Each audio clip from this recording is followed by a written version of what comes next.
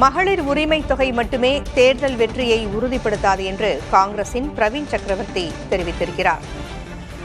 உரிமை தொகை மட்டுமே தேர்தலில் வெற்றியை உறுதிப்படுத்தும் என்று நம்புவது ஒரு மூட நம்பிக்கை என்றும் அவர் கூறியிருக்கிறார்.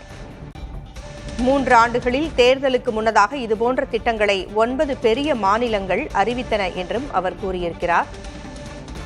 9 பெரிய மாநில அரசுகளில் 4 மட்டுமே வெற்றி பெற்றன, 5 தோல்வியடைந்தன என்றும் பிரவீன் சக்கரவர்த்தி கூறியிருக்கிறார். உரிமை தொகை குறித்து காங்கிரஸைச் சேர்ந்த பிரவீன் சக்கரவர்த்தி தனது கருத்தை வெளிப்படுத்தியிருக்கிறார். உரிமை தொகை மட்டுமே தேர்தலில் வெற்றியை உறுதிப்படுத்தும் என்று நம்புவது மூட நம்பிக்கை என்று அவர் கூறியுள்ளார்.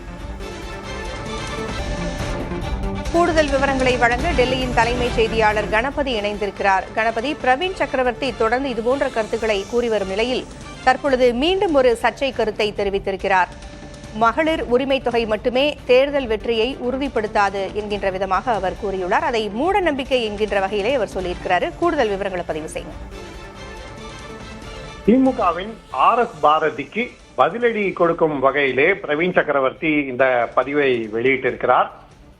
RS பாரதி சொல்லியிருந்தது என்னவென்றால், இனி திமுக கூட்டணியில் அதிகாரத்தில் பங்கு என யாரும் கேட்க மாட்டார்கள் எனவும், முதலமைச்சர் மு.க.ஸ்டாலினின் அறிவிப்புக்கு பிறகு 5000 ரூபாய் மகளிர் வங்கி கணக்கிலே செலுத்தப்பட்ட பிறகு அது போன்ற கேள்விகள் எல்லாம் இனி இருக்காது எனவும் பொருள்பட அவர் பேசியிருந்தார்.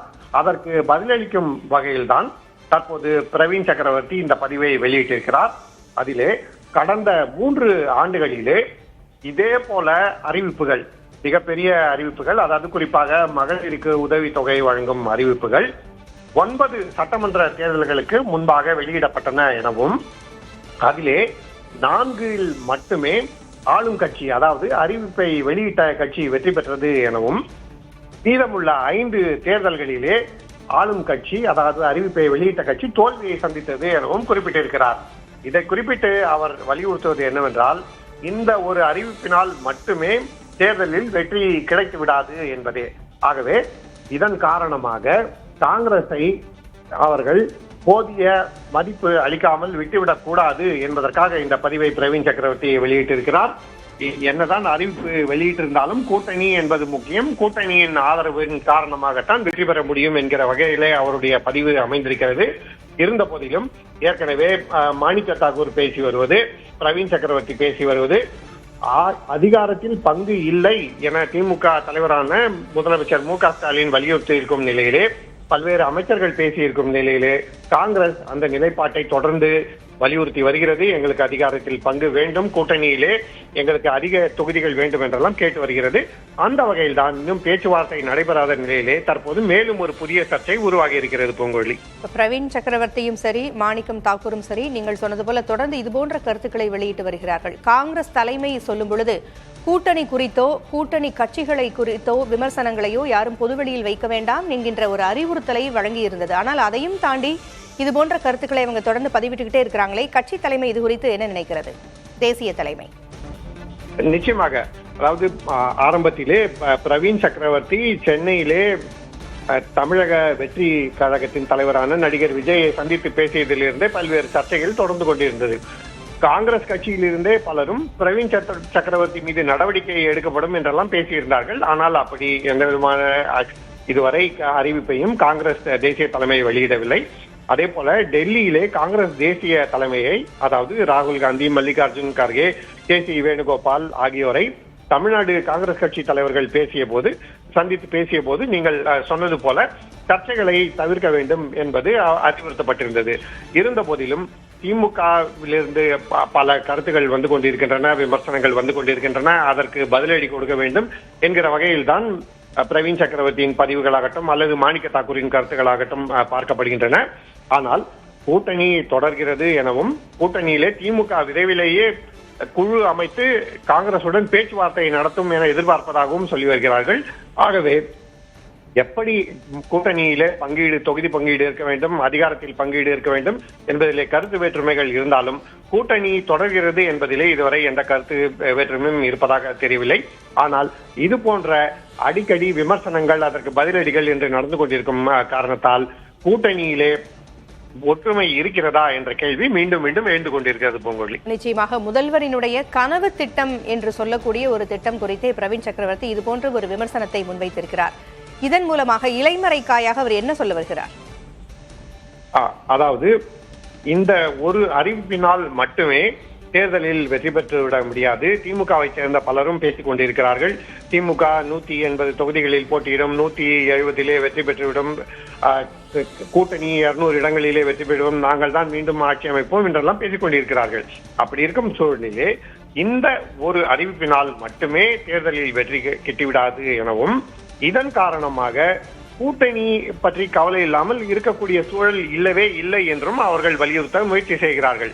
கூட்டணி தேவை, கூட்டணியில் இருக்கும் கட்சிகளுக்கு முக்கியத்துவம் அளிக்க வேண்டும், அப்படி இருந்தால் தான் தேர்தலில் வெற்றி பெற முடியும் என்கிற கருத்தை தான் மறைமுகமாக இப்படி வலியுறுத்துகிறார்கள் பூங்கொழி. இணைப்பிலே இருங்க, தொடர்ந்து பேசலாம் கணபதி. நமது தொலைபேசி இணைப்பில் மூத்த பத்திரிகையாளர் பிரியன் இணைந்திருக்கிறார். வணக்கம் திரு பிரியன்.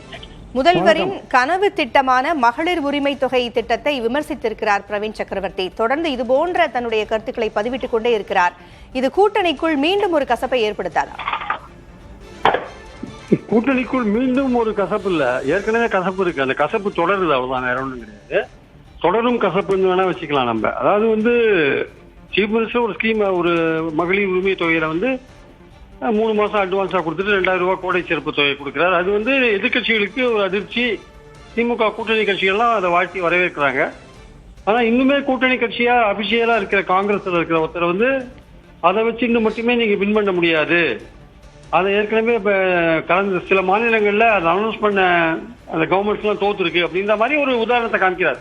அதை நம்பினீங்கன்னா அது ஒரு மூட நம்பிக்கைன்னு சொல்றாரு. அதாவது காங்கிரஸ் ஒரு கூட்டணி கட்சியா இருக்கு, அது நாளைக்கு திமுகவோட சேர்ந்து கூட்டணியில போட்டி போடுறதுன்னு ஒரு முடிவு எடுத்தாங்கன்னா, அப்ப பிரவீன் சக்கரவர்த்தி சொல்ற இந்த விஷயங்கள் அல்லது மாணிக் தாக்கூர் சொல்ற இந்த விஷயங்கள்லாம் அதெல்லாம் காங்கிரஸ் மேலிடம் எப்படி அதை எதிர்கொள்ள போறாங்க அப்படின்ற ஒரு விஷயம் இருக்கு. திமுக இதை வேடிக்கை பார்த்துட்டு இருக்காங்க. 22ஆம் தேதி குழு போட போறாங்க, பேச்சுவார்த்தை ஆரம்பிக்க போறது. அந்த பேச்சுவார்த்தையில பிரவீன் சக்கரவர்த்தி இருக்க போறது இல்ல, அந்த பேச்சுவார்த்தையில மாணிக் தாக்கூர் இருக்க போறது இல்ல, அதுக்கு ஒரு குழு தனியா போட்டிருக்காங்க. இப்ப காங்கிரஸ் ஒரு விஷயத்தை கிளியர் பண்ணணும். அதாவது அந்த கூட்டணியே வெற்றி பெறாதுன்ற அளவுக்கு கருத்து சொல்லிட்டு காங்கிரஸ்லயும் கண்டினியூ பண்ணிட்டு கூட்டணியும் கண்டினியூ பண்ற இந்த இரட்டை வேஷம் இருக்குல்ல, இந்த இரட்டை நிலைப்பாடை காங்கிரஸ் மேலிடம் தெளிவு பண்ணணும். ஏன்னா இது இந்த விஷயங்கள் இப்படியே தொடர்ந்து போயிருந்ததுன்னா நாளைக்கு காங்கிரஸோட கூட்டணி, திமுகவோட கூட்டணி அமைச்சா கூட கீழே ஜெல்லாகாது. காங்கிரஸ் ஒர்க்கர்களுக்கும் திமுக ஊழியர்களுக்கும் ஜெல்லாகாது. அப்ப தேர்தல் வேலையை யார் செய்யாது? அதாவது உங்களுக்கு பலவிதமான கருத்து வேறுபாடுகள் இருக்கலாம், ஆனால் அது கூட்டணியில நீங்க அபிஷேகா இருக்கிறதையும் சொல்ல முடியாது. நீங்க எந்த பாரத்துல சொல்ல முடியுமோ அந்த குழுல தான் நீங்க சொல்ல முடியுமே தவிர நீங்க இந்த மாதிரி வெளியில கருத்து சொல்றது இது ஒரு காங்கிரஸ் மேலிடம் தான் அதை கண்டிக்கணும். ஆக்சுவலா காங்கிரஸ் மேலிடம் மௌனமா வேடிக்கை பார்க்கிற ஒரு விஷயம் திமுகவுக்கு மிகுந்த ஒரு இதை ஏற்படுத்தியிருக்கோம், சந்தேகத்தை ஏற்படுத்தியிருக்கோம். இது மேலிடத்தோட அனுமதியோடு செய்யப்படுகிறதா இல்ல இவங்களே செய்யறாங்களான்னு. இதே மாதிரிதான் மாணிக் தாக்கூரும் போடுறாரு. அதாவது திமுக கூட்டணி எங்களை சேர்க்காம நீங்க வின் பண்ண முடியாது, நாங்க இல்லாத நீங்க வின் பண்ண முடியாது, கூட்டணி கட்சிகள் காங்கிரஸ் இருந்தாதான் நீங்க வின் பண்ண முடியும், அதனால காங்கிரஸ்க்கு நீங்க அதிக சீட் தரணும், அதனால காங்கிரஸ்க்கு நீங்க ஆட்சியில பங்கு தரணும், இந்த விஷயங்கள்லாம் இன்டைரக்டா சொல்லிட்டே போறாங்க. அது திமுக இனிமே ஒரு முடிவு எடுக்கணும். குழுல அவங்க 22ஆம் தேதி வரத்துக்குள்ள அவங்க குழுல பேச்சுவார்த்தைக்கு வருவாங்களா இல்லையாருன்னு சந்தேகமா இருக்கு. நாளைக்கு கேசி வேணுகோபால் சென்னைக்கு வராரு, ஒரு நிகழ்ச்சியில கலந்துக்கிறாரு இருக்கு. அப்ப கேசி வேணுகோபால் சீஃப் மினிஸ்டர் நாளைக்கு பார்த்தாருன்னா கூட்டணி கண்டினியூ ஆகுது, நம்ம முடிவு எடுத்துக்கலாம். அவர் பார்க்கலன்னா ஏதோ ஒரு முடிவு காங்கிரஸ் எடுத்துட்டாங்க, அதோட தொடர்ச்சியா தான் இந்த மாதிரி பிரவீன் சக்கரவர்த்தியோ இல்ல மாணிக் தாக்கூரோ இந்த மாதிரி கருத்துக்களை சொல்றாங்க, நம்ம புரிஞ்சுக்கலாம். சோ இந்த கூட்டணி 50-50 தான் போயிட்டு இருக்கு. அது பிளவுபட்டாலும் படலாம், இல்ல ஆல் இண்டியா லெவலில் இந்தியா கூட்டணியில் திமுகவுடைய தேவை பங்களிப்பு அதிகமா இருக்கு, அது இருக்கணும்னு மேலிடத்துல ராகுல் காந்தியோ சோனியா காந்தியோ நினைச்சா இது கண்டினியூ ஆகலாம். அப்படி கண்டினியூ ஆச்சுன்னா கீழே ஜெல்லாகி ஒர்க் பண்றது காங்கிரஸ் தொண்டர்களுக்கும் திமுக தொண்டர்களுக்கும் ரொம்ப ஒரு கஷ்டமான ஒரு விஷயமா இருக்கும். இதெல்லாம் தெரிஞ்சுட்டுதான் பிரவீன் சக்கரவர்த்தி பேசுறாருன்ற ஒரு கேள்வி. இதெல்லாம் தெரிஞ்சுட்டுதான் காங்கிரஸ் மேல அவங்களை பேசுறதுக்கு அலோவ் பண்றதான்றது இன்னொரு கேள்வி. இது மாதிரி பேசுறது கூட்டணிகளை தொடர்ந்து இருக்கிறதுக்கு ஏதுவாக இருக்குமா, வசதியாக இருக்குமா என்பதையும் யோசிக்க வேண்டிய ஒரு விஷயமா காங்கிரஸ் மேலிடம் பார்க்கணும். நிச்சயமா நீங்க சொன்னது போல முரண்பட்ட விஷயங்கள் தான் அங்க நடந்துகிட்டு இருக்கு. காங்கிரஸ் தேசிய மேலிடம் என்ன சொல்லுதுன்னா, யாரை பற்றியும் கூட்டணி கட்சிகளை பற்றி விமர்சிக்காதீர்கள், அது குறித்து பேசாதீர்கள் ஒருபுறம் சொல்லிக் கொண்டிருக்கிறது. ஆனால் பிரவீன் சக்கரவர்த்தி, மாணிக்கம் தாக்கூர் தொடர்ந்து இதுபோல தங்களுடைய கருத்தை முன்வைத்துக் கொண்டிருக்கிறார்கள். இப்ப நீங்கள் சொன்னது போல காங்கிரஸ் மேலிடம், தேசிய தலைமை இன்னும் அமைதி காத்துக் கொண்டிருக்கிறதே, முளையிலேயே கிள்ளி எறிய வேண்டிய விஷயம்தானே. அமைதி காப்பதற்கான அர்த்தம் என்ன? அது பிள்ளையும் கிள்ளி விட்டு தொட்டிலையும் மாற்ற ஒரு விஷயமா பாக்குறோம் நம்ம. பாலுக்கும் காவல் பூனைக்கும் தோழன்ற மாதிரி இங்கேயும் நீங்க இது மாதிரி பண்ணுங்க, ஒரு ப்ரெஷர் அப்ளை பண்ணிட்டே இருங்க, நாங்க மேலிடத்துல வந்து கடைசி நேரத்துல நாங்க வந்து ஒரு கூட்டணி அரேஞ்ச் பண்ணிக்கிறோம் அப்படின்னு சொல்ற மாதிரியான ஒரு ஐடியால அவங்க இருக்கலாம். இல்ல இவங்க பேசுறது நிஜமா இருக்கலாம். ஏதோ ஒரு காரணத்தினால திமுக என்ன நினைக்குது, நம்மளா காங்கிரஸ் அனுப்ப வேண்டாம், நம்ம இவ்வளவு சீட் தான் கொடுக்கறோம், ஆட்சியில பங்கு கிடையாதுன்னு சொல்லியாச்சு, இத்தனை சீட்டுக்கு மேல கொடுக்க முடியாதுன்னு ஒரு விஷயத்தையும் நம்ம சொல்லிட்டோம். நம்ம ஏற்கனவே அவங்களுக்கு இஷ்டம் இருந்தா இருக்கட்டும், இல்லாட்டி கூட்டணி பேச்சுவார்த்தைக்கு வந்தா வரட்டும், இல்லாட்டி போட்டோம். அவங்களும் திமுகவும் கிட்டத்தட்ட தயாரா தான் இருக்காங்கன்னு நினைக்கிறேன். காங்கிரஸ் இருந்தாலும் பரவாயில்ல, இல்லாட்டியும் பரவாயில்லன்னு தயாரா இருக்காங்க. அவங்களும் அபிஷியலா சொல்றதுக்கு ரெடியா இல்ல, காங்கிரஸ் மேலிடமும் அபிஷியலா சொல்றதுக்கு ரெடியா இல்ல. அதே சமயம் காங்கிரஸ் மேலிடத்துக்கு வந்து அதிக இடங்கள் பெறணும்னு ஒரு எண்ணம் இருக்கு, ஆட்சியில பங்கு பெறணும்ன்ற எண்ணம் இருக்கு. அதுக்கு ஆட்சியில பங்கு பெறணும்ன்ற விஷயத்துக்கும் திமுக வந்து நோ சொல்லிட்டாங்க. அதிக இடங்களுக்கும் வந்து ஒரு குறிப்பிட்ட இடங்களுக்கு மேல கிடையாதுன்றதையும் அவங்க சொல்லிட்டாங்கன்றதான் என்னுடைய தகவல்.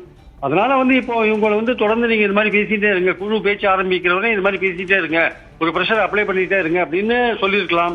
இல்ல பிரவீன் சக்கரவர்த்தி தானாவே வந்து தினசரி செய்திகள் நம்ம அடிபடணும்ன்ற எண்ணத்துல ஏதாவது ஒன்று பேசிட்டே இருக்கலாம். காங்கிரஸ்ல கொஞ்சம் அதிகபட்ச ஜனநாயகம் நிலை வர்றதுனால யார் வேணா என்ன வேணா பேசிக்கலாம், பேசிட்டு சோனியா காந்தி ராகுல் காந்தியும் பார்த்து ஹலோ சொல்லிட்டு வரலாம். அதுதான் காங்கிரஸோட நிலைமையா இருக்கிறது நம்ம பாக்குறோம். நம்ம நன்றி திருப்பிரியன், இணைப்பிற்கு வந்து கருத்துக்களை பகிர்ந்தமைக்கு நன்றி.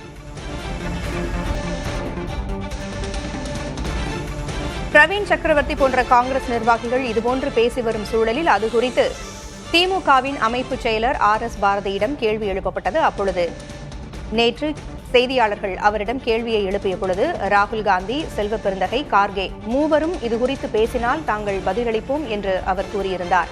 அவர் பேசியவற்றை தற்பொழுது பார்க்கலாம். தமிழகத்தில் கூட்டணி ஆட்சிங்கிறது சாத்தியம் இல்லைன்னு முதலமைச்சர் அறிவித்த பிறகும் ஒரு சில காங்கிரசுடைய தலைவர்கள் தொடர்ச்சியாக மீண்டும் பேசுறாங்க. நாளையிலிருந்து யாரும் பேச மாட்டாங்க. ஏன்னா இந்த 5000 ரூபா கொடுத்த பிறகு மக்களுடைய மனநிலை எப்படி இருந்தது எல்லா அரசியல்வாதி அதனால யாரும் இப்போ கேட்க அந்த கூட்டணிக்கான பேச்சுவார்த்தைகள், கூட்டணி ஆட்சிகளை பேச்சுவார்த்தை இனிமேல் இருக்கும்னு நினைக்கிறீங்க?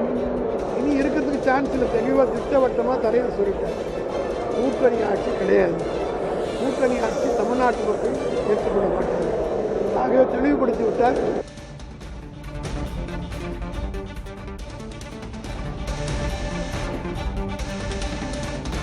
கூட்டணி ஆட்சி என இனி யாரும் கேட்க மாட்டார்கள். 5000 ரூபாய் நிதி தொடர்பாக RS பாரதி இந்த கருத்தை தெரிவித்திருந்தார்.